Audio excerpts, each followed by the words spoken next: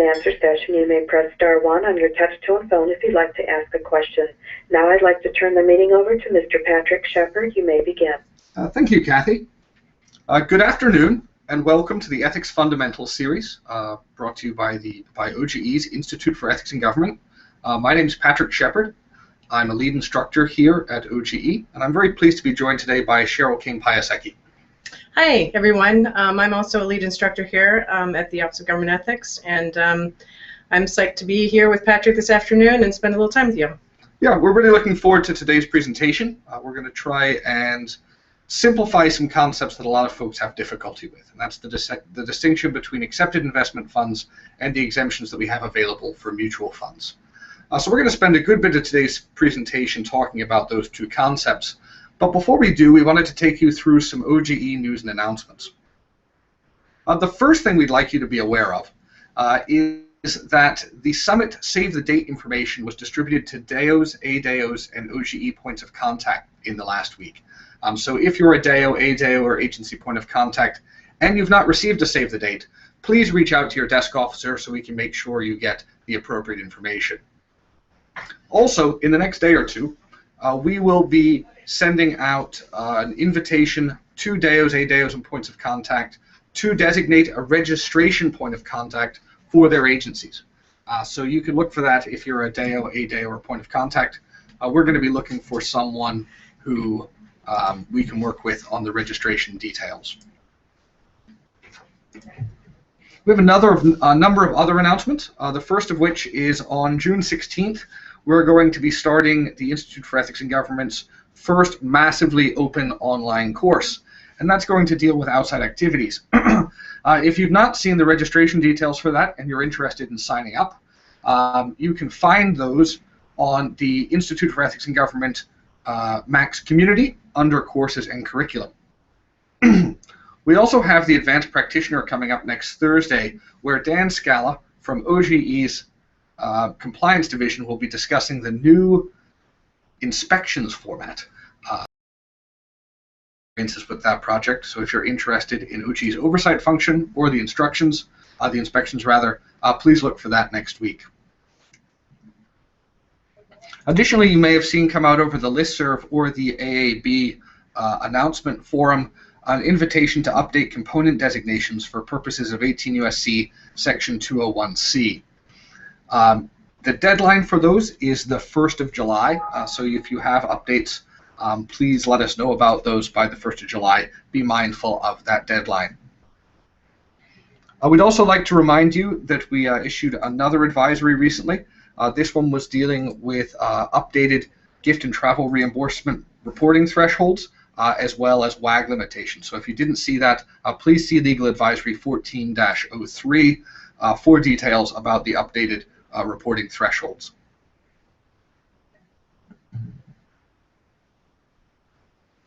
So in just a minute here, we're going to get started with the accepted investment fund versus exemptions for mutual funds. Before we do that, I think it would be good if Cheryl and I took a minute to introduce ourselves. I'm Patrick Shepard. You're probably familiar with us from previous presentations. I'm a lead instructor here. I've been with OGE for about 10 years in various capacities, including as a desk officer, doing some program review report work, and also as a full-time instructor for the past 4 or 5 years.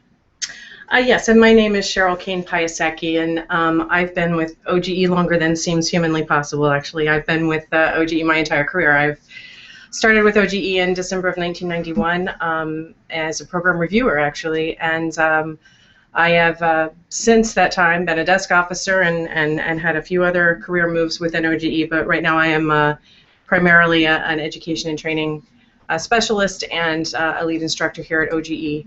I'm sure some of you, if not many of you, have taken courses with me or have heard me deliver any number of distance learning events prior to this one.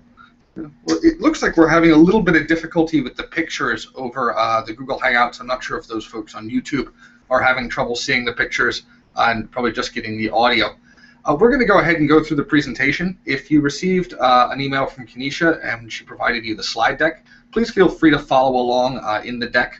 Cheryl and I will alert you to changes in the slides. If you don't have the slide deck, you can find it on the Max page.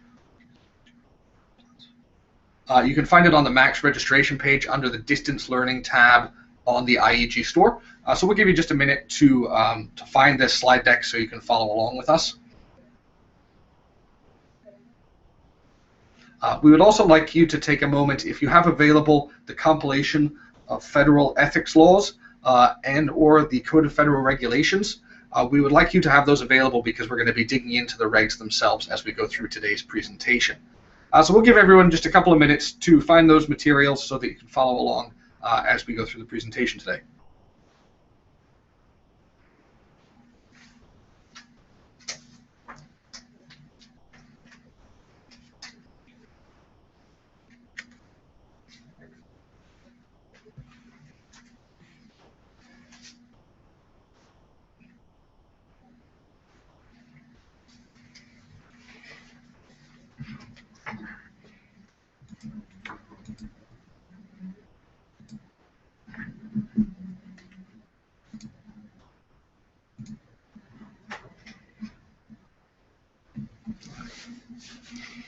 Okay, well, we're going to go ahead and get started. Today we're talking about accepted investment funds versus the exemptions for mutual funds. And this is an area that is sort of difficult. And those of you who can just see the OG logo, we're having some trouble with the pictures today. So we'd like you to go find the PowerPoint presentation either in the email from Kenesha or on the IEG store. You can find it on the registration page. And Cheryl and I will do our best to keep you apprised of where we are in the presentation. Those of you on the phone, you probably are having a fine experience and can't tell the difference. But for those of you who are on the Hangout or the YouTube account, we're having difficulty displaying the picture, so you'll probably just see the logo. But if you have the PowerPoint available, please open that up. There's some other materials that we're going to be using today, and those are the compilation of federal ethics laws. We're going to be looking at some laws as well as the ethics rules in the Code of Federal Regulations. So that's 5 CFR 2600 through 2641. So as we get started with the accepted investment funds versus exemptions for mutual funds, Cheryl, why do you think this is so difficult for folks to keep straight? Like, why are these concepts so frequently confused? Well, I think it's primarily because they both use the term fund, and I think we all have kind of a vernacular sensibility about what a fund is or what a mutual fund is. So I think first of all, just the consonance in the use of the term fund is the starting point of the confusion. But I think fundamentally why people get these terms confused is because they're unfamiliar with the laws and regulations where each of these concepts resides, and they reside in very different parts of the law because they have very distinct and separate functions. So, you know, EIFs, for example, are financial disclosure concepts. These are monsters that come out of the financial disclosure regime, and the exemptions for mutual funds are a Title 18 U.S.C. Section 208 conflict of interest concept. And so I think if people can get their heads around where each of these comes from, whence they come legally, it'll make it a heck of a lot easier to not confuse them or conflate them in the future. Yeah, I know when I started reviewing public financial disclosure reports here at OGE about 10 years ago, I had a hard time with these two concepts because they're used, I think it's easy to fall into the habit of using them interchangeably for seeing the reporting requirements as primary and the exemptions as secondary and building upon those analyses. And it wasn't until I understood sort of the legal history and the regulatory history of the two concepts that I was finally able to keep them straight. It became clear to me what the intent of the Congress was and how that was translated into these two disparate concepts. So we've created for you on the second slide kind of a nifty little chart about the history and origins of these two concepts. And if you get nothing else out of today's presentation, I would encourage you to print this chart out and hang it up on the wall in your office, or keep it as your screensaver or your background on your computer during financial disclosure season as a reminder to yourself that these are concepts that have distinct legal origins, distinct histories, and distinct implementations in the regulations, and very, very, very distinct purposes. Yes, yes, exactly. And I think the overarching kind of point here, and it's the thing that we've been beating the drum about over and over and over again, is that don't rely on your shorthand understanding of something. Always, always, always, always, always go back to the regulation, because that's really where the clarity in the concepts are gonna come from. Is if you don't allow yourself to succumb to, oh, I think I understood what this thing was, or I think I remember what it was. And so I second Patrick's notion here that particularly if these two concepts confuse you, keep those regulatory citations up where you can see them, so the minute you start questioning what each of these means, you can immediately go to the regulation and reaffirm your understanding of what they mean. Yes, we have a couple of questions here about the visuals on the Google Plus and the YouTube page. We're having some difficulty sending the pictures over to you, so we're just going to have an audio presentation today. If you have access to the Max community, you can open up the PowerPoint presentation and follow along. We're on the second slide right now, History and Origins. So let's talk a little bit about the origins of accepted investment funds. And this is a concept that was first found in the Ethics in Government Act, which was created in 1978. Incidentally, the Act also is responsible for the creation of the Office of Government Ethics. And we find that Act at 5 U.S.C. Appendix 101 through 112. And Cheryl, could you tell us briefly what else we might find in Title V of the U.S. Code? These are largely just, the government organization and employees provisions reside in Title V of the United States Code. So we're looking at the way the government administers itself. These are administrative types of provisions. So if you think in terms of this concept that we're going to be talking about resides in what is effectively a governmental administrative statute, then that should also help you keep straight that this is a provision that's not dealing with conflict of interest or something along that ilk. We're looking at things that are largely administrative types of provisions. Yeah, and I find that helpful to keep in mind, that the accepted investment fund is really a concept that provides relief from an administrative burden of reporting on the public financial disclosure report. But let's take a look in the law quickly, and those of you who have your U.S. codes available to you, we're going to be taking a look at 5 U.S.C. Appendix 102 F8. This is a wonderfully organized law, so it'll probably take you 5 or 10 or 30 minutes to find this. But those of you who have the white compilation, you can find and follow along on page 35. So let's take a minute to see that.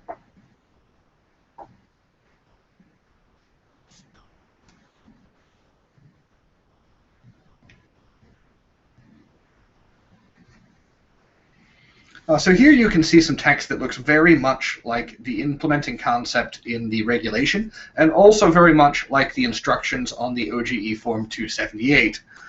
So this is important to note. This is a concept that the Congress created to reduce the reporting burden for public financial disclosure filers. And they put it in the section of the law that deals with the reporting requirements for the public financial disclosure report. And this is separate and distinct from any portion of the law dealing with conflict of interest. And that's the most important thing to understand, is that here we're talking about the administration of the public financial disclosure system and the administrative burden on reporting, and accepted investment funds are an idea that provide relief from that financial disclosure reporting burden. Exactly, because if you understand the concept of accepted investment fund, and we're going to talk about like its definition and how you identify them and how the statute sort of identifies them, but the overarching purpose of the accepted investment fund concept is to limit the technical disclosure requirements of these vehicles which can qualify for this concept of accepted investment fund. So that's really what we're looking at. That's the functional utility of the accepted investment fund concept, is that it just does not require the employee to disclose the underlying holdings. So it's reaching to a technical reporting requirement, and it's mitigating the scope of that reporting requirement. Yeah, so that's really important, and you can see if you're looking at the slide deck, those of you on the Hangout or on the YouTube channel, we're having difficulty moving the graphics through Google. There's a problem with Google Hangouts today, so we just have audio. If you'd like to follow along in the PowerPoint presentation, I think we sent you an email earlier today or if you didn't receive an email, you can find it on the Institute for Ethics and Government MAX page under the Distance Learning tab. And again, those of you who just joined us, we're on the second slide, History and Origins. And you can see on this slide that we've color-coded the two columns. Accepted investment fund in blue, exemptions for mutual funds in red, and that's because we really want you to keep these separate. They're completely distinct analyses that serve different purposes. So you can see in 5 U.S.C. Appendix 102 F8 where the Congress implemented the definition of the accepted investment fund. We also see this implemented through OGE's implementing regulations at 5 CFR 2634 310C.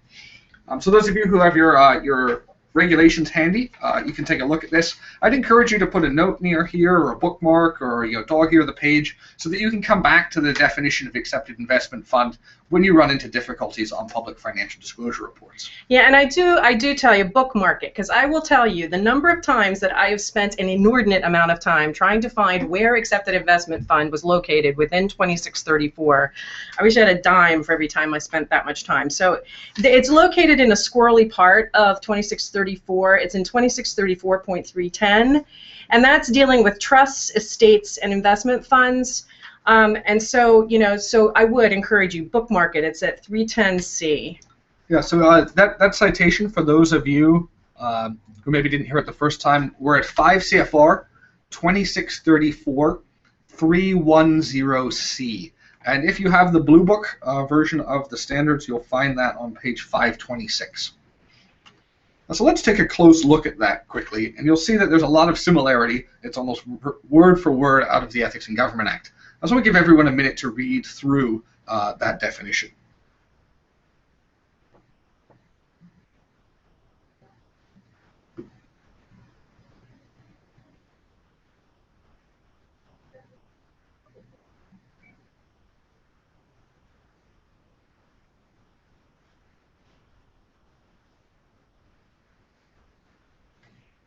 So the way we shorthand this, and we're going to take a closer look in just a minute, is that we essentially have a three-pronged test when we're talking about accepted investment funds, and that is that it be widely held, publicly traded or available, or widely diversified and independently managed. And when we get to the next part of the presentation, we'll dig into each of those concepts individually, and then we're going to do some exercises at the end of the class today where you'll have an opportunity to practice.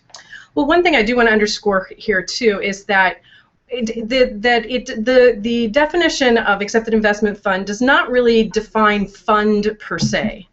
So we've illuminated this a little bit or explained this a little bit in some of our financial disclosure reviewer reference guides. But in effect, we said that things that could qualify as EIFs can be things like mutual funds, but they can also be like common trust funds of banks, or other financial institutions. It can include things, unit investment trusts, which are distinguishable from mutual funds, and it also can include limited partnerships. So just so that you understand that in terms of what could be eligible for qualification as an accepted investment fund does not even necessarily have to be a fund per se. Yeah. We'll emphasize this a little more and talk about the distinctions in just a minute as we dig into the definition. Let's turn now to the history of exemptions for mutual funds. And these are very different.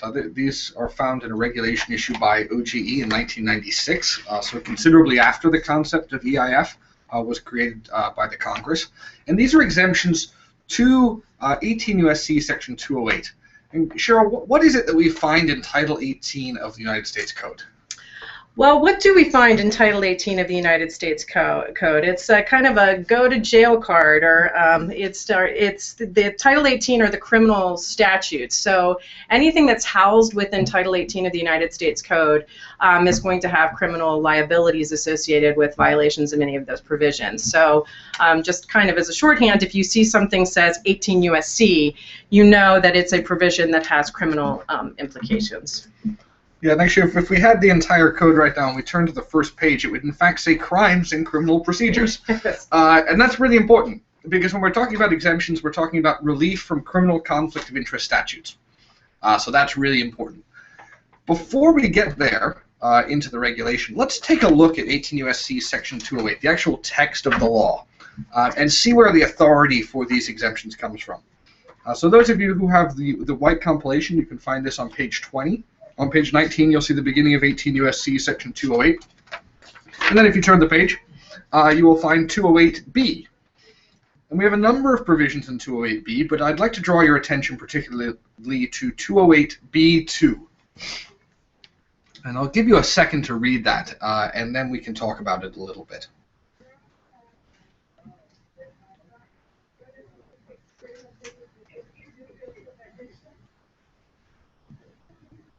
So this says that if by regulation issued by the Director of the Office of Government Ethics, applicable to all or a portion of employees, and published in the Federal Register, the financial interest has been exempted from the requirements of subsection A as being too remote or too inconsequential to affect the integrity of the services of the government officer or employees to which regulations apply.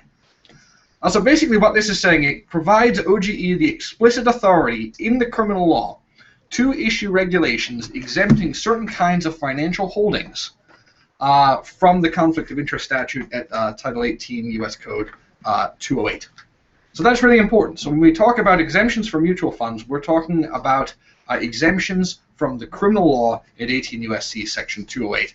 And the authority for OGE to issue these exemptions is explicit in the wording of the statute. So what did we do in 1996? No, I wasn't here in 1996. I was here in 1996. Yeah, prior to 1996, I mean, the provisions that are promulgated in the exemptions just simply did not exist. So, so there were no de minimis exemptions for any types of financial holdings, and certainly not exemptions for mutual funds. So we kind of cobbled along as best we could in the absence of any exemptions. After 1996, we had 5 CFR 2640 in place, and the exemptions we'd like to talk about today you can find at 2640-201. So I'll give everyone a moment to get there, and we can take a look at some of these quickly.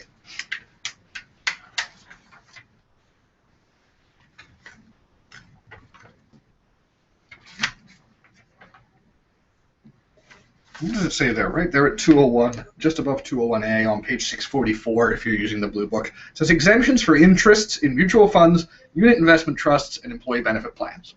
You'll note that we're in 2640, which implements 18 U.S.C. section 208. We're not in 5 CFR 2634, which deals with financial disclosure reporting requirements. We're in a completely section, and that's again important to remember because the exemptions deal with conflicts of interest and the accepted investment fund concept deals only with reporting requirements. So here we have exemptions for diversified mutual funds, sector mutual funds, and unit investment trusts, employee benefit plans, and other pooled investment vehicles. So these are separate analyses from the financial disclosure reporting threshold. And that's the main point we want to get across today, is that these are separate analyses. One deals only with the administrative burden of reporting, the other deals with coverage under the criminal conflict of interest statute. And so when you're implementing these in the context of financial disclosure review, which is the only time you're going to be dealing with both of these concepts simultaneously, because if someone's not a financial disclosure filer, you're not going to be dealing in the world of accepted investment fund because you're not going to care. You're only going to be dealing in the world of whether or not something that they have qualifies for one of the exemptions, because anything can qualify, or it can qualify for an exemption notwithstanding that you are or aren't a financial disclosure filer. So whenever you're doing, whenever you're doing a financial disclosure review and you're having to do this simultaneous review of selected things that have been reported, remember, these are two distinct analyses that you have to do. You have to do first an analysis to decide if the thing that you're looking at is an accepted investment fund for purposes of its disclosure. And then after you've determined that, you still have to do a separate analysis to determine whether or not the thing that has been disclosed in question qualifies as one of the articulated exemptions in 2640.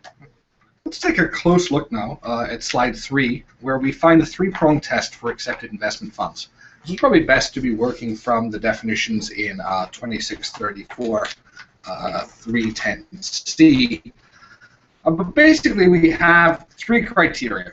And these are sort of tricky because one is a disjunct. The middle one is a disjunct between two ideas. One, the fund need only have to qualify for one of them. But the first one is straightforward. the fund must be widely held. And we actually have a question about widely held here, and it looks like a number of other people have seconded this question. And the question is, what does widely held mean, and how do you know if something's widely held? And that is a fantastic question. It is a marvelous question. What OGE is defined as widely held is that a fund is held by at least 100 persons.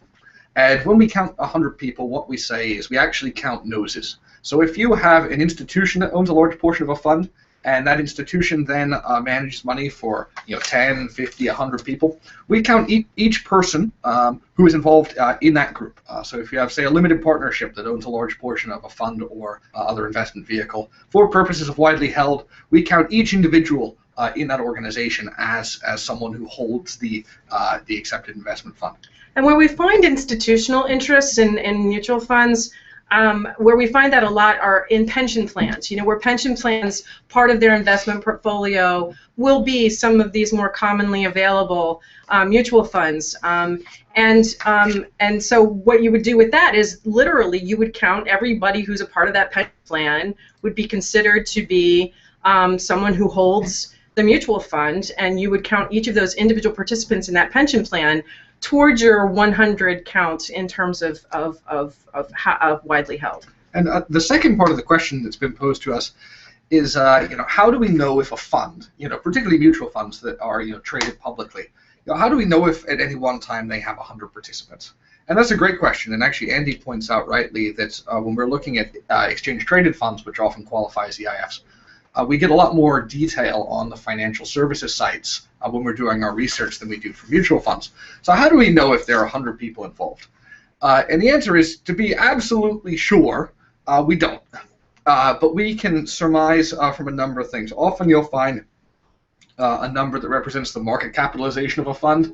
This is often in the hundreds of millions or billions of dollars. If you have a market capitalization of $400 million, you can assume that there are probably 100 individuals that are investing in that fund. Likewise, sometimes you'll see a number of shares outstanding. Right? You might have a few million shares outstanding or hundreds of thousands of shares outstanding.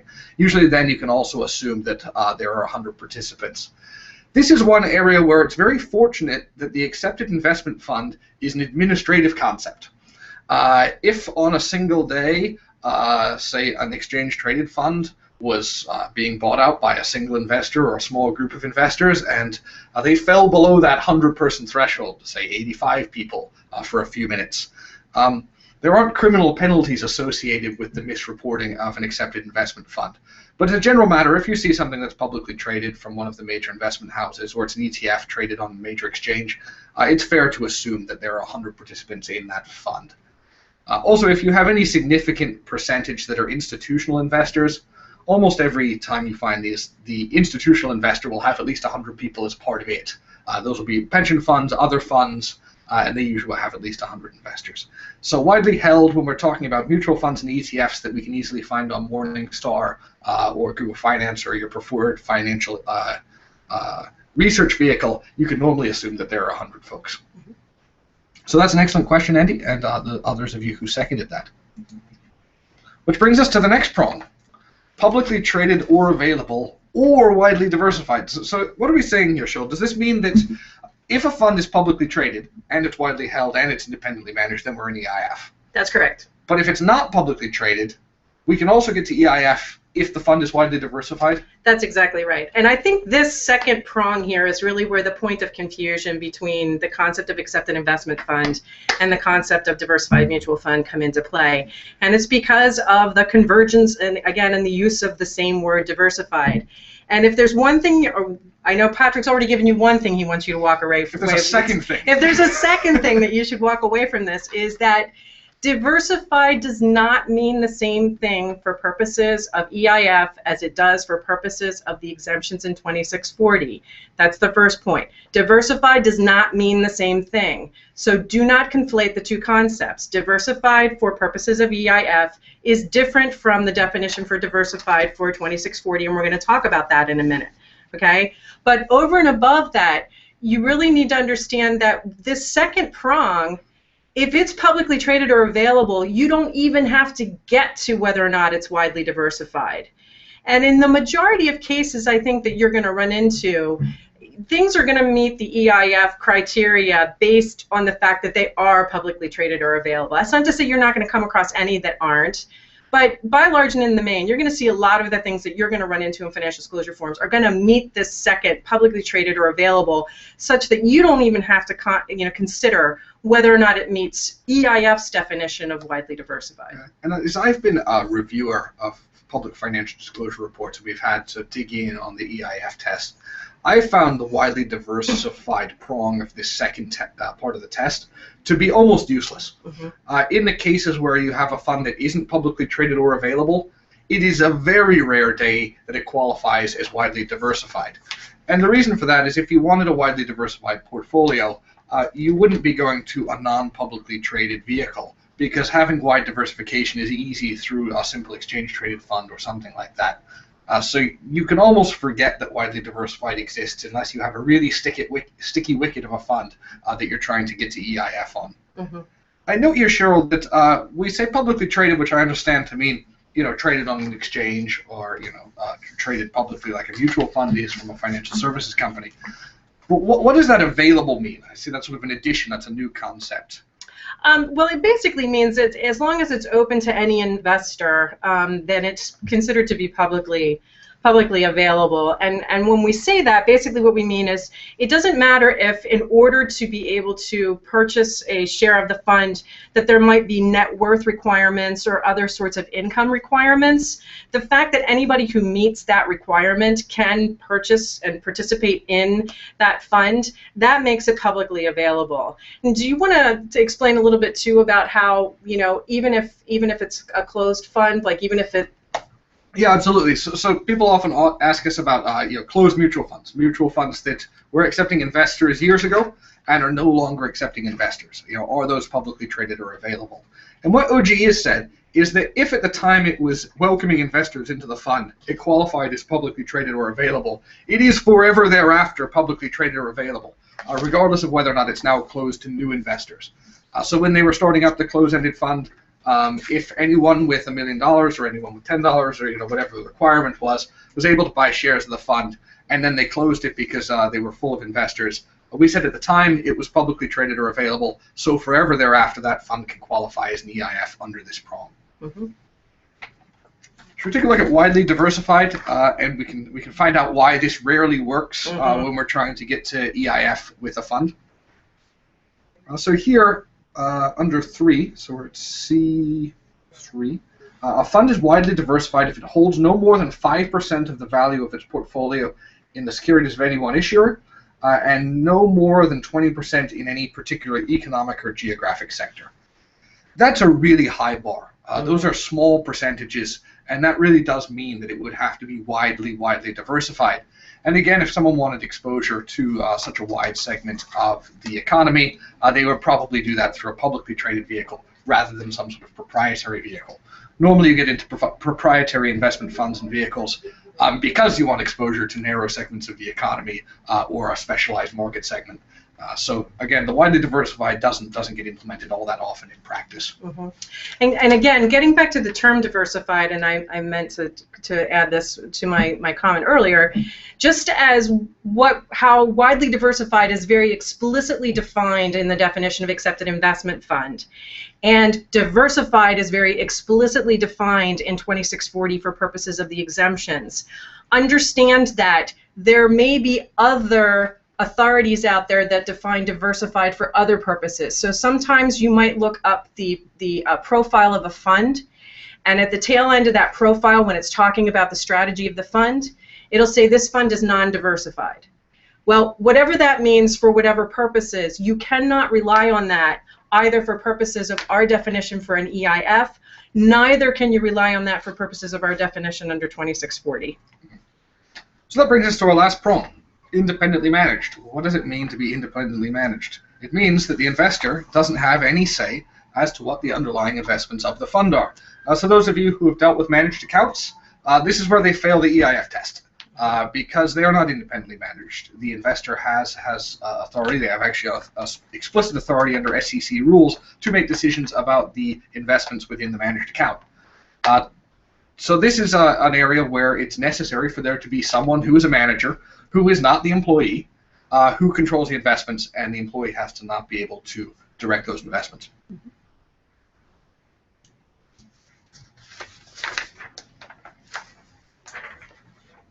However, we have a good question. So our question is this: as a 278 certifier, how am I able to know with any certainty that the EIFs on the report don't contain holdings that violate Section 208? That's a fantastic question, Courtney. And we could talk about that now, and we'll talk about that more when we get to the exemptions for mutual funds. But this raises a really important point, and that is that the 278 is an imperfect vehicle for preventing any and all potential conflicts of interest. The Congress had to draw a line as to what is reportable on a Form 278, and it is not inclusive of all of the financial holdings or other relationships that might pose a conflict under 208. Oftentimes, we find on the 278 only a hint or a suggestion that there might be a problem under the conflict of interest statute with one of the things reported. And a good example here is maybe someone who participates in a partnership. If you've been doing this for a while, you know that Section 208 imputes the financial interests of a person's general partner to them. You will also note that the 278 doesn't require the reporting of those assets on the form. Likewise, there are certainly things that qualify as EIFs, so the reporting burden does not require the breaking out of those underlying holdings that don't require or that don't qualify for relief under 5 CFR 2640. So what are we to do, Cheryl? How can we resolve and work around this problem? Well, I think in circumstances where you have something that qualifies as an EIF, so there's no disclosure of the underlying holdings, but you've done a separate analysis and you realize that whatever this thing is, it does not qualify for one of the exemptions under 2640. I think that's when it becomes prudent to have a long conversation with your filer and try to discover the extent to which this is a vehicle that contains things which may present a conflict of interest for the individual. And to the extent that they know what's in the fund, or they know what's in the limited partner, whatever it is, whatever the vehicle is through which they may have a conflict but they're not required to disclose, it's really kind of in my opinion, is kind of a case-by-case sort of thing, but you would have to counsel the employee on their 208 vulnerabilities vis-a-vis the stuff that they weren't technically required to publicly disclose on the form. And I think this is one of those important places to remember what the 278 is for. Mm-hmm. The 278 is a public financial disclosure report. So when we include things on the report, we're disclosing them in a way that's available to the public. Anyone can request them and see this information. So the accepted investment category applies to that usage. That is not to say that you as an ethics official couldn't need more information than is publicly available to adequately advise an employee. So depending on the vehicle, it may be appropriate to request from the employee either that he or she find the underlying holdings of the fund so that you can potentially counsel them, or to counsel them on their liability under Section 208 and make sure that they're comfortable doing the monitoring themselves. Mm-hmm. Having an employee who's invested in a fund where they have intermittent access to the knowledge about the underlying holdings, or where the underlying holdings aren't necessarily available, can be a problematic situation. And we found here at OGE that sometimes that's a sufficient reason to suggest divestiture as a remedy, because it's just difficult to manage the potential conflicts. And I think it's, again, and this gets back to a mantra that we've had, which is that we really have to view the financial disclosure process and the financial disclosure form as ethics officials. We need to view it as a request for advice and counsel. That is in effect what an employee is doing. They're giving you the information that they're required to disclose by statute and regulation, but you're trying to do due diligence. And if in doing due diligence, which is to be able to certify that that report presents no conflicts of interest, requires you to get additional information from the employee, not that they will be required to then publicly divulge, but that will enable you to do due diligence in your conflicts analysis, that's part of the advice and counsel give and take. So something that arises in the context of financial disclosure is no different from any time they come to you with a request for advice and counsel and you need additional information in order to be able to do your legal analysis. I mean, the kicker is to make sure that they understand that just because you need it for conflicts purposes does not mean that then they become required to disclose it publicly. but the conflicts piece is separate from the disclosure piece. Yeah, I think there are other areas on the form where this concept is even easier to see. Like, for example, an outside activity or outside employment arrangement. You have to disclose the identity of the person for whom you serve as an employee on the outside of the government, but certainly the interests of that employer are not disclosable on the report. There's your salary information goes in Schedule A, but we need more information than is available on the report to do that analysis. And I think we all understand that that's pretty normal. Lots of agencies have supplemental request forms that collect all that other information. Those others of us who don't have those reports rely on interviews with the employees. So yeah, that's kind of the way these things work. So it gives you a hint, but it's sometimes not complete, and we have to go back for more information. And we have one more question before we go on to 2640, and that's a request to elaborate a little bit on the term publicly available. The notion of publicly available vice publicly traded is very important to us, Marilyn, because the idea of publicly traded requires that something be traded on an exchange. And if we were limited to only those things that trade on exchanges, that would be a very small universe of potential funds. So we've added this concept of public availability, which means that anyone who meets income thresholds or some other threshold is able to purchase into the fund. So this allows the accepted investment fund category to apply to things like investment limited partnerships. They might not technically trade on an exchange, they might not be mutual funds for SEC rules, but they can still nonetheless qualify as an accepted investment fund if they're widely held. If anyone who has meets income thresholds, or if there is none, was able to buy in at the time they were accepting investors, and it's independently managed. So this kind of expands the category beyond your kind of run-of-the-mill notions of just mutual funds and exchange-traded funds. Because I think the key concept here is really public. The fact that if it's publicly available or publicly traded, then it's it's publicly knowable. I mean, like you can know more about it. It's the information about it is going to be public, as opposed to some private stock or a private company or something like that, which is available only to a select group of people based on an entirely non-public sort of set of criteria. So I think that's part of what the rationale is for it, and I think Patrick did a nice job of explaining how you can have things that are not necessarily technically traded, but are publicly available, in that anybody generally who meets like income requirements or whatever could participate in it. Could have joined the fund or investment vehicle. Mm-hmm. So let's talk a little bit about the exemptions for mutual funds. And we're not going to go through every single exemption, but we want to share with you the distinctions, like where this is different from the definitions for accepted investment funds. So I'd like to just draw your attention to 2640-102A. Cheryl mentioned before that the definition of diversified for purposes of 2640 differs significantly from the definition of widely diversified for purposes of the accepted investment fund test. And here at 102A, that's 2640-102A, we find the definition of diversified. So I'll give you a minute to get there, and then we can look at that together.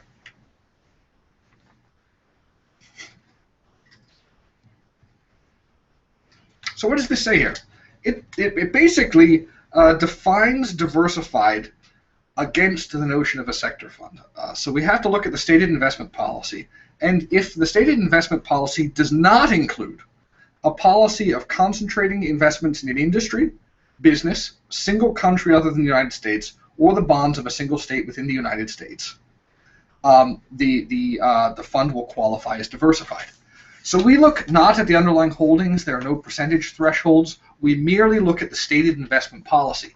And if we don't have a stated policy of investing in a single business sector, the bonds of a single state, a country outside of the US, then we have a diversified mutual fund. If we have a sector mutual fund, that's okay too, but we just have a different de minimis threshold. Our diversified funds are exempt automatically. Our sector funds, we have de minimis thresholds. So it's important to make the distinction between the two, and it's important to use the appropriate test, which is the one we find at 2640-102A. Exactly. And as we were talking about earlier, under EIF, the notion of what constitutes a fund under EIF is kind of vague and gauzy and can include a whole host of different things that are entirely different animals. But if you look at the definition for mutual fund for 2640, 2640 gives you a very exacting, very explicit definition of what can qualify as a mutual fund for purposes of these exemptions. And again, that's at 2640.102K.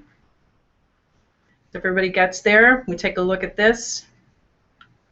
It's pretty specific. It's very specific, and it points you to a registration sort of status. So the entity has to be registered as a management company under the Investment Company Act of 1940. Okay? And it says, for purposes of this part, mutual fund includes open-end and closed-end mutual funds and registered money market funds. But the key piece here is it an investment, a management company under the Investment Company Act of 1940? And I hear you guys like jaws dropping on the table, and it's like, holy crap, Cheryl, I have to figure out what its registration status is vis-a-vis the SEC. The fantastic thing about this is the SEC is very careful with who they allow to use the word fund. So if you're an exchange-traded fund, or if you're a mutual fund, you have registered under this act. So if you're on Morningstar and you look something up, you find a ticker symbol and you look at it and it says it's a fund, you can be fairly confident that it's going to be registered under the act. But there are certain kinds of investment vehicles that you will find that look like ETFs or look like mutual funds that are registered elsewhere. And we're going to take a look at one of those in a minute. But the important thing to know here is it has to be registered with the SEC, and we have to look at the investment policies. This is a completely separate analysis from the EIF analysis. The EIF analysis asks nothing about SEC acts. It asks us only to determine those three things.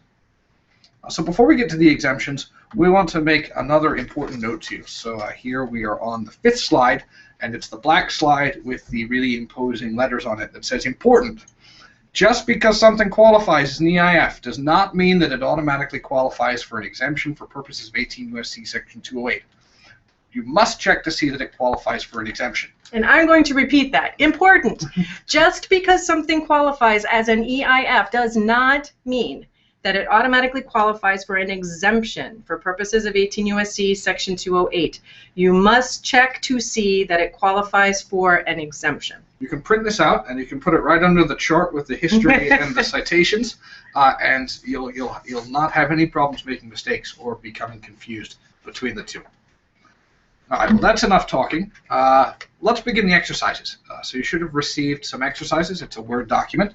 And we have 4 short exercises here that we're going to go ahead and do together. And Cheryl and I were going to share our screen with you and actually show you the way we conduct research. I'll see if we've had any improvement in the Google situation. But if we're not able to do that, we will talk you through it, and maybe you can follow along at home in your own browser window.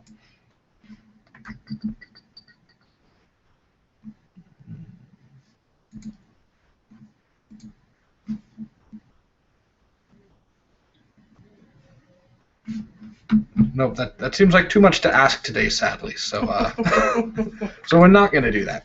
But we will talk you through the analysis. So let's take a look at this first exercise we have here. The first thing we have is Fidelity Advisor Technology C Fund.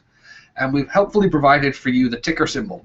I really like it when filers give me the ticker symbol because it reduces any ambiguity about what I'm actually looking at.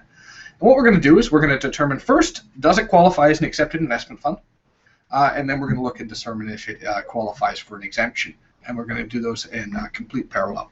But the first thing you want to do is open your preferred internet search company or search provider or your preferred financial services research product and type in FTHCX.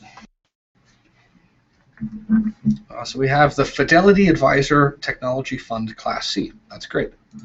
And I'm going to take a look at it today on Morningstar because it's the first one that came up. And we have some information here. We get a share price. We get an indication of total assets. We have an expense ratio. We have a turnover percentage. We have a lot of information here. And the question is, how do we make sense of this information? So the first question we have under the EIF test is this thing widely held? Does it have more than 100 investors? And the page here doesn't tell us how many investors it has today. So this is a bit of a challenge for us. So how should we do this, Cheryl? What would you do? I will defer to you on this. I will be quite honest with you. These pages intimidate me, which is all the more reason why it's good to get other people not intimidated by these pages. Yeah, so here I'm looking at Morningstar, and up here at the top we have some information. We have TTM yield. I don't know what that means. I'm not sure what the load is, but these words I do understand. Total assets. And the fund's total assets are $1.1 billion. That's a huge number, and I think that number is probably sufficient for us to assume that there are more than 100 investors. I would agree. We could also look at the trading volume, see how many shares traded yesterday, or the day before, or over the last period. We can also look at the turnover percentage as possible indicia. But generally speaking, if you find a fund like this that's listed in your financial research company's database, you can assume that it's widely held, that there are more than 100 investors. Because even if you have one big investor who owns a large percentage, there are likely to be investors within that group, and you're going to get to your 100 noses. So generally speaking, if it has a ticker symbol, you can assume that it's widely held. And again, these are administrative provisions. So this is about reporting requirements. If out of some strange anomaly, one of these funds fell below the magic number of 100 for a few hours, there aren't major penalties for that. So what's our next question? Publicly traded or available? Well, how do we know about that? Well, when we found it and it has a ticker symbol. If it has a ticker symbol, you can assume that it's publicly traded or available. In fact, it has to be publicly traded in order to have a ticker symbol. So that's an indicia. We can tick the box. And because we've done that, we don't have to worry about widely diversified. It doesn't make any difference to us. We only have to meet one of those two thresholds. And finally, we have to find out if it's independently managed. How do we find out if it's independently managed? Well, that's kind of tough, right? Well, look, we can go down to the section that says management. And it says the fund manager is Charlie Chai.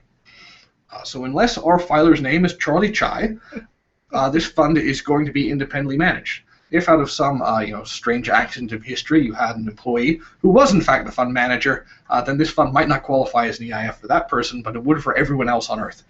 So everyone except for Charlie Chai, this fund is independently managed, so it's going to qualify for an EIF.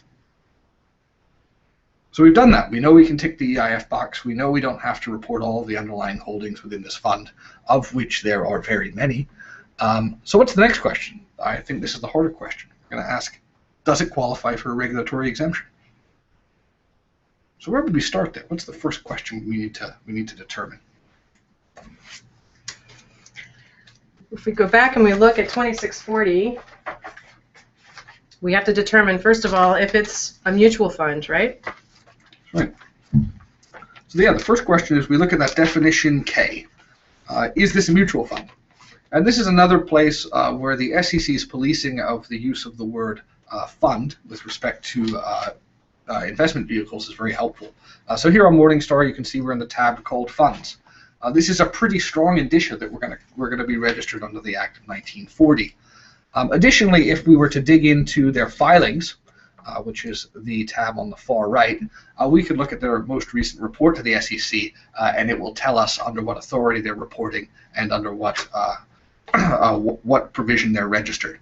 So if you're interested in taking a look at those, if you had doubts about whether or not it qualified as a mutual fund, you could find that in the filing section. You can also find this information on SEC's website in their EDGAR system. But generally speaking, if you see something that's called a fund and it's available, you can find it on Morningstar or Google Plot or Google Finance or whatever your preferred vehicle is. It's going to qualify as a fund. And it kind of is a shorthand general proposition, and again, this may not be absolutely 100% foolproof, but it's pretty close to foolproof, is when you have a 5-letter ticker, in this case we have FTHCX, you have a 5-letter ticker and the last letter is X, that is an indication that it's a mutual fund. And if it's a 5-letter ticker and the last 2 letters are X, then that's usually a money market mutual fund. So again, that may not be 100% foolproof. I am always caveating that, but I think it's actually a pretty good indicia of status as a mutual fund. Yeah, and sometimes you will have questions and about whether or not a fund qualifies. And what I've just done over on my desktop is I clicked on the filings for FTHCX, Fidelity Advisor Technology Fund, and then clicked on the prospectus. And then I did a Control F search for 1940. And in about 2 minutes, I was able to find that it is, in fact, registered under the Investment Company Act of 1940. So if you have any questions, you can pull up any of those SEC filings and do a Control F for 1940. And if it's registered under 1940, we're going to find out. And the good thing too about you, man, if you're in there looking to see if it's part of the Investment Company Act of 1940, and you're looking in the prospectus, that's also where you're going to find information about the next piece that we have to identify, which is, now that we know that it's a mutual fund, now we have to decide whether or not it qualifies as a diversified mutual fund. And again, hearkening back to what our definition of diversified is, we have to look at what the stated policy is of the fund in terms of its investment strategy. And that you can typically also find in the prospectus for the fund. You can also usually get a sensibility of that in the profile. There's usually a profile which gives a brief description of the investment strategy of the fund. And I don't know if Morningstar has one on here really.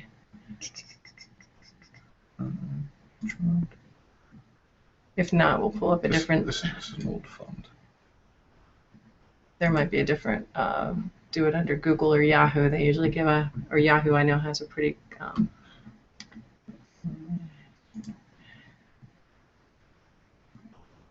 We'll have to sign in.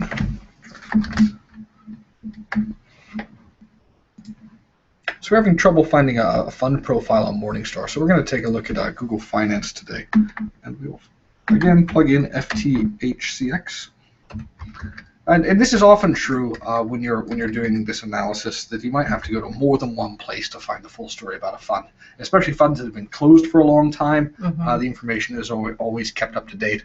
But here on Google Finance, when we look up the same fund, we get a description, and it says the fund invests primarily in common stocks. It invests at least 80% of assets in securities of companies principally engaged in offering, using, or developing products, processes, or services that will provide or will benefit significantly from technological advances and improvements. The fund invests in domestic and foreign issuers, and then it goes on to say the fund is non-diversified.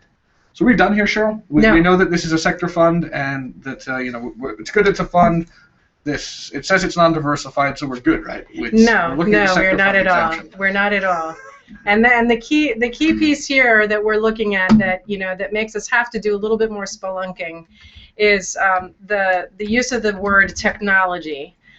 Technology is an expansive concept, and there are any number of businesses and industries that are engaged in technology. I mean, I think off the top of our head, any of us could think of at least a handful, among them being information technology, aerospace technology, medical equipment technology, energy technology, and I think that anyone would agree that those are all very discrete industries, all of whom could ostensibly be engaging in technological innovation or things that are engaged in technology. So this is a tough distinction to make. So we're trying to answer the question: is this diversified or sector? And they've told us that it has a policy of investing 80% of assets in technology-related companies.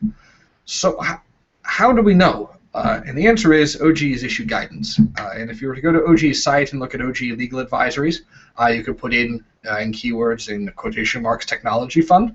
I've already done that for you, so you could also put in OOX8, and this is the opinion that we issued on diversified and sector mutual funds. And if we were to open that and do a Control F and ask your browser to look for the word technology, you will come to a paragraph where we explain that many technology funds do not focus on a particular scientific or technological industry. So here we said any industry that would benefit from technology, which today is virtually any industry. So that's not a sector within the economy. That's not a business sector within the economy. So technology funds, for our purposes, are in fact diversified in most cases. So we'd have to take a look at that. But if we had something that was more specific, like communications technology. Communications technology would be a sector, and we would therefore have to look at the exemptions for sector mutual funds rather than diversified. But if you haven't taken a look at this opinion, I'd encourage you to do so. It's a good opinion. It's a good one to keep handy on your desk when you're reviewing public financial disclosure reports or 450s or doing any 208 analyses. One nice thing with this as well as, and again, this is not necessarily really foolproof, but if you look at the end of that document, we give two separate lists of like names that will, by large and in the main, be an indicia of whether or not it's diversified or whether or not it could ostensibly be a sector fund. So for diversified, things like income or capital appreciation or things like that, when you see that in the title of the fund, in the fund name, you know, we're saying that, you know, more often than not, you're going to be reasonably certain that that's a diversified fund as opposed to a sector fund. Okay, so we've determined that first fund qualifies as an EIF. That was our first analysis. Then we stopped with the reporting analysis, and we went on to the 208 analysis, where we determined it's registered as a fund and it qualifies as diversified. So we're going to qualify for the exemption to Section 208 for diversified funds. Our next exercise is the iShares Gold Trust. So we're going to go back to Google, Google Finance, and type in that ticker symbol, IAU. And we're going to try and determine if this qualifies as an accepted investment fund. So when you do that, and you pull up the iShares Gold Trust ETF, we get some information here again. And we get a little more information here because this is an exchange-traded fund. How do we know now that this has 100 investors? Well, again, we don't. The number of investors isn't listed here, but we do have some other indicia. One of which is the shares. There are 545 million shares of the iShares Gold Trust ETF. It's a fairly safe bet there are 100 people involved in holding this. We can also see the volume. 180 shares have been traded today. That's a lot. There are probably 100 people involved in those transactions. We can also see the market capitalization, which is 6.73 billion. So if we had 100 people who held iShares Trust, or less than 100, there'd be some very, very rich people. Yes. They could be the 1% or whatever. And we also see here that 45% of this is institutionally owned. And those institutions are likely to be pensions and other investment accounts, other funds, and each of those is going to have a number of investors. So we're on fairly safe ground assuming that we're going to meet the widely held standard. Next question, is it publicly traded or available? Well, it has a ticker symbol, and it tells us which exchange it's traded on. So yes, it's publicly traded. It meets the strict definition of publicly traded, which is that it trades on the New York Stock Exchange ORCA index. It has a ticker symbol IAU, so we can be very certain that we meet the publicly traded or available test here. And finally, is it independently managed? Well, we could scroll down and we could look at the officers or directors. And as long as our employee is not listed among those officers and directors, it is independently managed because these are the managers of the fund. No one else is a manager of the fund or the trust. So we would meet the EIF test here. This is a fairly straightforward one, and it's going to be, you know, sort of typical for you to see with exchange-traded funds. I will draw your attention now to the next analysis, which is whether or not we qualify for a regulatory exemption. So what's the first question we have to ask ourselves? Is this baby registered under the Investment Company Act of 1940? So the first question is, does it qualify under the Investment Company Act of 1940? And I draw your attention to one very important fact, which is the name of this thing is iShares Gold Trust. It's not the iShares Gold Fund. That's an important clue that we might want to dig in a little bit deeper.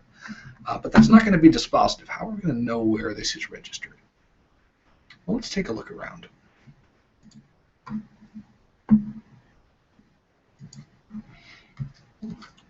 Actually, Google Finance doesn't help us a great deal in determining whether or not it's registered under the Act, so we might have to go somewhere else. So I'm just going to go ahead and do a Google search here under routers, and that's the first one that comes up is Reuters iShares Gold Trust.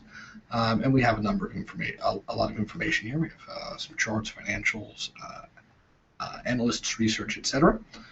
We might be able to take a look at their financials and find a filing or two. We don't find anything there either. So I'm going to go back to Google and have another look. And this is a common problem that you might run into.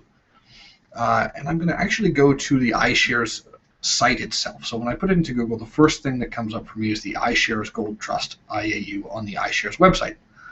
I have a little more information here. We have investment objectives and some other information. So if you're on iShares.com and you find the iShares Gold Trust Fund, on the right-hand side of your page, you'll have the investment objective. And it says the iShares Gold Trust. The trust seeks to reflect generally the performance of the price of gold. Okay, that's good for us. That's helpful. But we're going to have another question. So it's, is it registered as a fund? And right below that, it says the iShares Gold Trust is not a standard ETF, not a standard exchange-traded fund. All right, well, that's kind of weird. The trust is not an investment company registered under the Investment Company Act of 1940. Bingo. So that's a problem for us. It is a problem for us. So if we're not registered under the Investment Company Act of 1940, can we qualify for any exemptions? Not for the mutual fund exemption, that's for sure. Yeah, so we don't have any mutual fund exemptions available for us. That's actually invested under the Commodities Act, overseen by other than the SEC. But we have that information here. And this is, again, very common. You might have to, when you see something that's a little strange, dig in a little deeper, go to the SEC site, go to the fund site itself, or go to a number of investment research sites. And I bookmark all of them because I find that they all have different passels of information, all of which you might need on a certain day. Now understand what the distinction that we're drawing here. Typically ETFs do qualify as mutual funds for purposes of the mutual fund exemptions. So so what distinguishes this one is it's a commodity. And when you're dealing with commodities, you're dealing with different registrations. So ETFs, commodity ETFs, are typically registered under the Investment Company Act of like 1930. It's a different Investment Company Act. Commodities futures are regulated by the Commodities Futures Trading Commission. So they're not going to fall under the SEC 1940 Registration Investment Act. So please understand that for your rank and file ETFs, more often than not, the other ETFs that are following indexes and things like that are probably going to qualify for a mutual fund. But once you start getting into commodity ETFs, that's when you're getting out of the 1940 Investment Act business, and you can't use the mutual fund exemptions.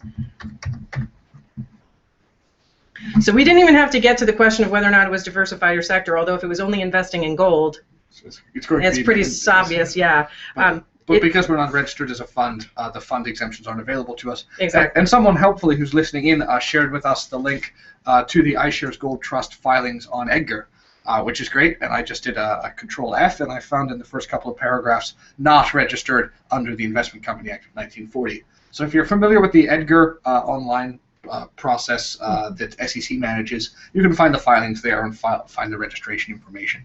So thank you for that. It's great.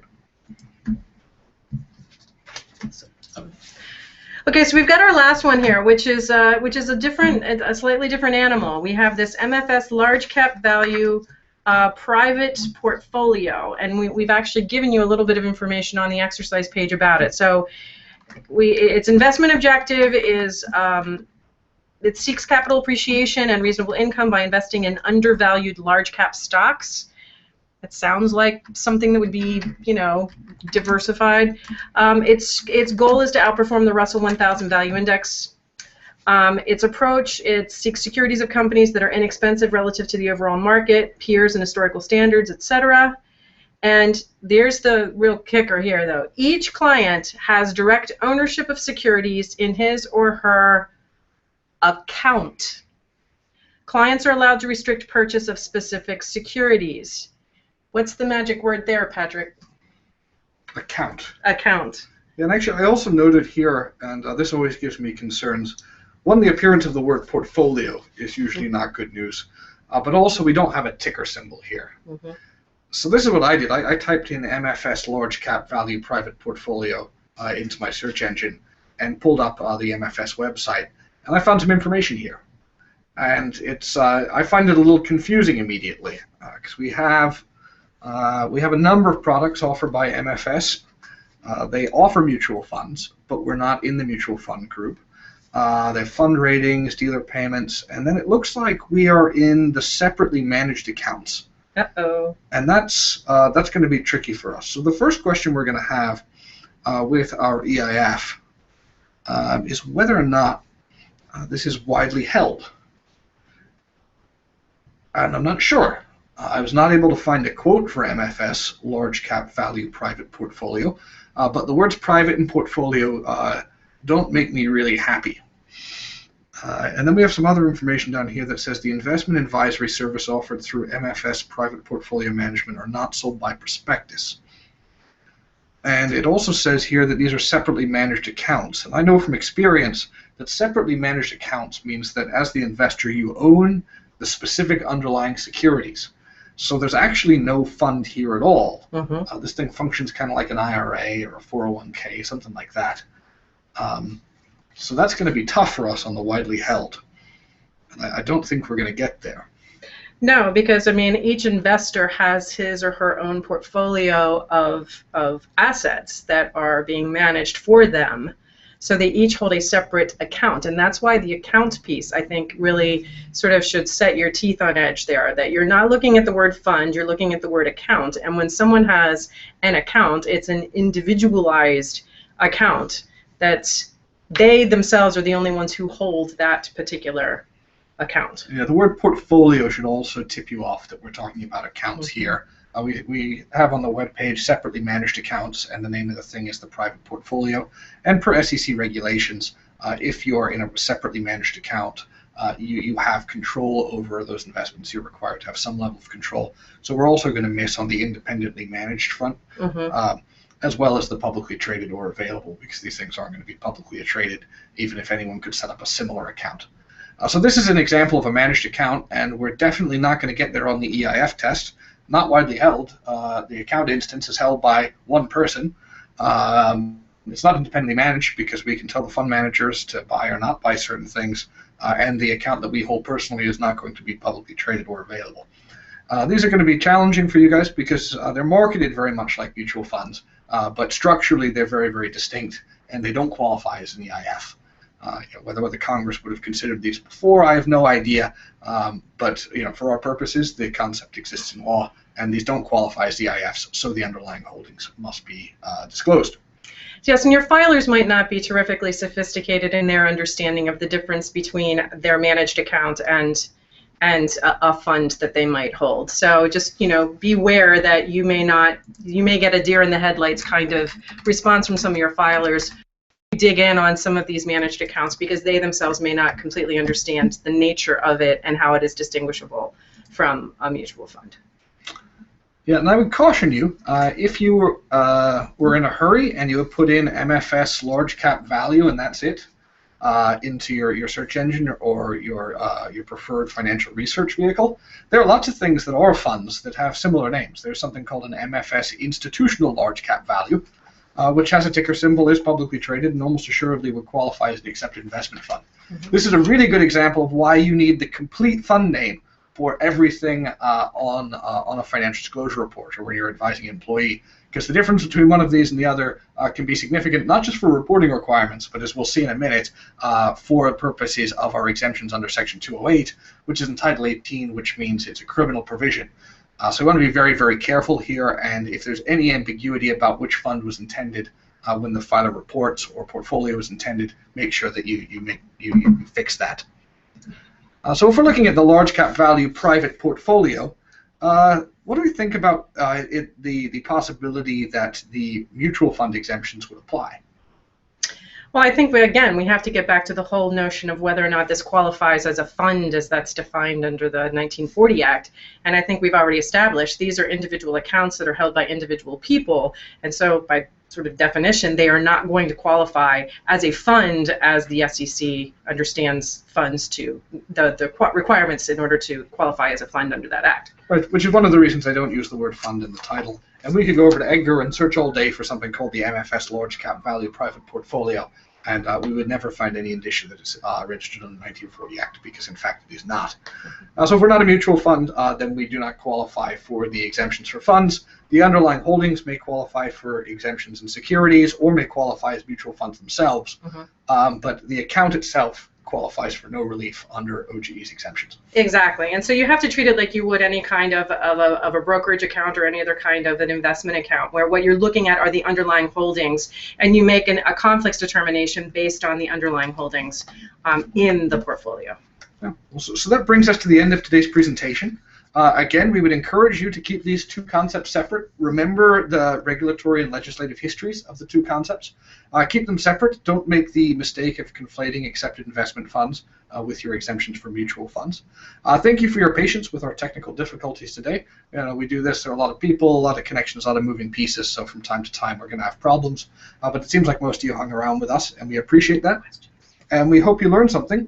So we're going to go ahead and open it for questions on the phone.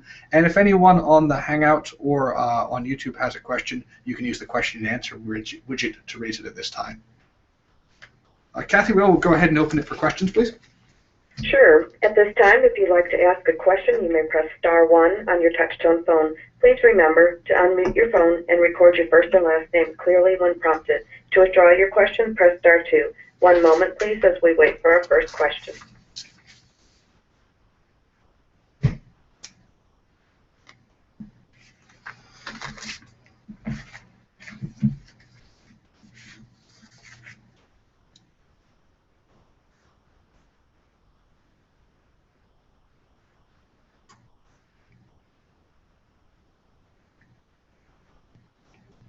Our first question comes from Kent Nakamura.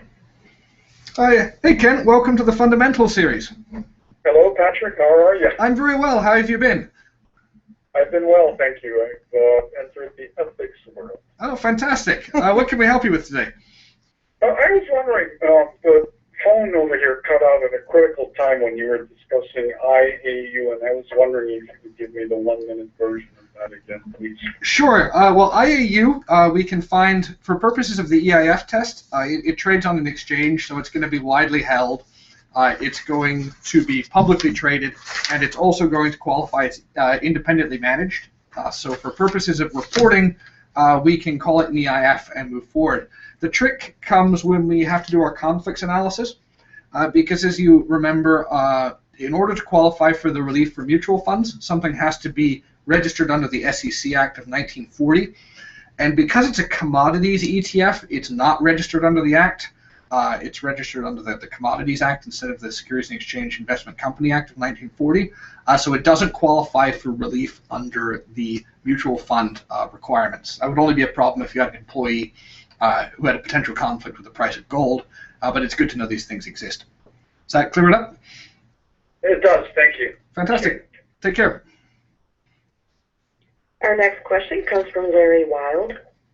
Hey, Larry. Welcome to the Fundamental Series. Thank you very much. I have a continuing question and problems with those managed asset accounts.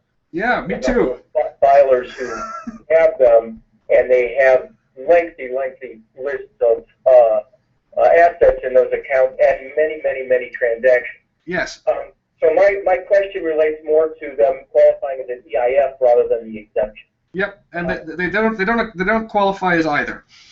Right. Well, in the case of some of them, the person that has the managed asset account, they're an individual account owner. Yes. But then they purchase a model portfolio, and the model portfolio is held in the street name of a third party, and all of the people who buy the model portfolio have the same asset. And so is it acceptable to identify the managed asset account at the managed portfolio level without then going into the underlying assets of the model portfolio? The trick that you'll run into with those is that there's the model portfolio, and that would have to itself qualify as an accepted investment fund, which means it would have to be widely held, which means that those assets would have to be held in some sort of intermediate vehicle and not merely held portionally but directly by the investors. So the question you have to ask is whether or not the filer directly owns the assets held within that portfolio. And typically you'll find that they actually do own the specific underlying holdings of the portfolio, but that's just batch traded by the portfolio manager. So you can imagine the simplest investment portfolio, maybe Larry, Cheryl, and I were managed account holders, and there was a portfolio that we all liked. We could call it the Brazil portfolio. And the fund manager goes out and buys 10 companies that do business in Brazil. They buy 9 shares of each and give each of us 3 shares. Well, if we each have legal title to those 3 shares, then we hold those underlying holdings, and we're going to fail on the widely held test. So that's kind of a factual determination you have to make about the underlying holdings of managed accounts. Other times, managed accounts will hold actual mutual funds or exchange-traded funds, in which case you can apply the EIF test to those underlying holdings, and if they qualify, not disclose. Does that help? So if that's, thank you very much. So if the model portfolio, if the holdings of the model portfolio are held in a third-party name, is that the equivalent of ownership, or is that simply for trading purposes, or does it vary? It varies in our experience. You know, I wish we could give you bright line rules, but where these things exist, you know, outside of the strict requirements of the 1940 Act, there's almost literally an infinite number of ways of organizing them. So you have to kind of dig in to determine if it's going to get to the accepted investment fund situation. The more important thing, you know, for our purposes, especially if you're talking about confidential filers, is whether or not it's going to qualify for an exemption. Because if the underlying holdings of that portfolio don't qualify for one of the mutual fund exemptions or one of the exemptions for securities, you're going to kind of have to know what they are anyway in order to properly advise on potential conflicts. You know, so it's one of those cases where you can get really excited that you got relief from the reporting requirement, only to turn around and say, well, we have to look at them for conflicts purposes anyway. Thank you. Yeah, that's an excellent question. Thanks. There are no further questions in the phone queue. Excellent. Well, thanks very much, Kathy, and thank you everyone else for another successful Fundamentals series. We hope you all learned something. We hope that we've helped to clarify these 2 fairly complex concepts, and if we could leave you with one idea, it's to separate these analysis, remember the history, and make sure that you do them in sequence and don't confuse the various elements. We look forward to seeing you next month on the 2nd Tuesday for our Fundamentals series, and then hopefully later at the Summit and other virtual events. So if there are no further questions, we will see you next time. Thanks, everyone. This concludes today's conference. Thank you for joining us.